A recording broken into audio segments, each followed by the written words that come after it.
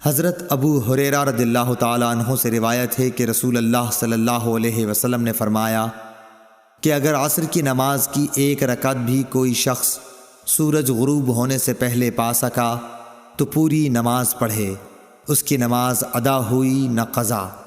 اسی طرح اگر سورج طلوع ہونے سے پہلے فجر کی نماز کی ایک رکعت بھی پا سکے تو پوری نماز پڑھے۔ صحیح بخاری حدیث نمبر 556۔ عبداللہ بن عمر رضی اللہ تعالیٰ عنہ سے روایت ہے، انہوں نے رسول کریم صلی اللہ علیہ وسلم سے سنا، آپ فرماتے تھے کہ تم سے پہلے کی امتوں کے مقابلے میں تمہاری زندگی صرف اتنی ہے جتنا عصر سے سورج ڈوبنے تک کا وقت ہوتا ہے۔ تو رات والوں کو تورات دی گئی تو انہوں نے اس پر صبح سے عمل کیا آدھے دن تک، پھر وہ عاجز آ گئے، کام پورا نہ کر سکے۔ ان لوگوں کو عمل کا بدلہ ایک ایک قرات بقول بعض دینار کا چوتھا سے چھٹا حصہ اور بعض کے قول کے مطابق دینار کا 20واں حصہ دیا گیا۔ پھر انجیل والوں کو انجیل دی گئی، انہوں نے آدھے دن سے عصر تک اس پر عمل کیا اور وہ بھی عاجز آ گئے، ان کو بھی ایک ایک قرات ان کے عمل کا بدلہ دیا گیا۔ پھر عصر کے وقت ہم کو قرآن ملا، ہم نے اس پر سورج غروب ہونے تک عمل کیا اور کام پورا کر دیا، ہمیں 2 قرات ثواب ملا۔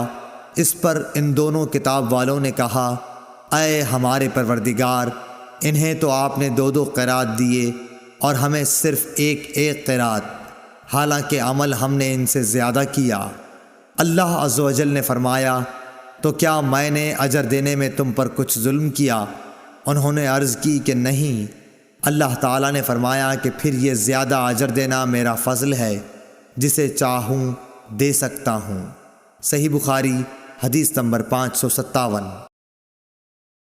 ابو موسیٰ اشعری عبداللہ بن قیس رضی اللہ تعالیٰ عنہ سے روایت ہے، انہوں نے نبی کریم صلی اللہ علیہ وسلم سے کہ آپ نے فرمایا کہ مسلمانوں اور یہود و نصارہ کی مثال ایک ایسے شخص کی سی ہے کہ جس نے کچھ لوگوں سے مزدوری پر رات تک کام کرنے کے لیے کہا، انہوں نے آدھے دن کام کیا، پھر جواب دے دیا کہ ہمیں تمہاری اجرت کی ضرورت نہیں، یہ یہود تھے۔ پھر اس شخص نے دوسرے مزدور بلائے اور ان سے کہا کہ دن کا جو حصہ باقی بچ گیا ہے، یعنی آدھا دن، اسی کو پورا کر دو، شرط کے مطابق مزدوری تمہیں ملے گی۔ انہوں نے بھی کام شروع کیا، لیکن عصر تک وہ بھی جواب دے بیٹھے، یہ نصارہ تھے۔ پس اس تیسرے گروہ نے جو اہل اسلام ہیں پہلے 2 گروہوں کے کام کی پوری مزدوری لے لی۔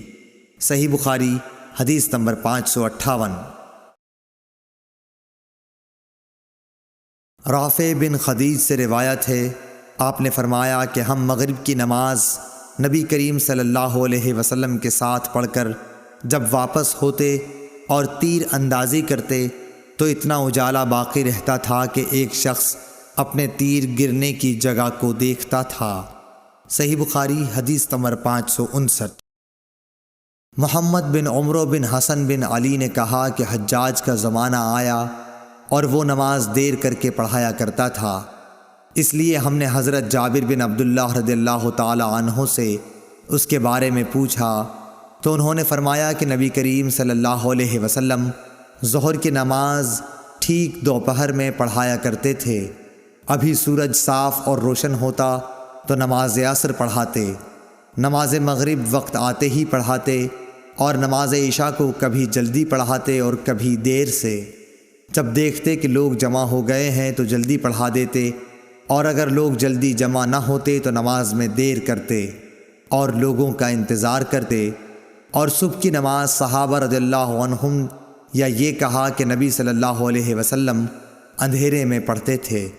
صحیح بخاری حدیث نمبر 560۔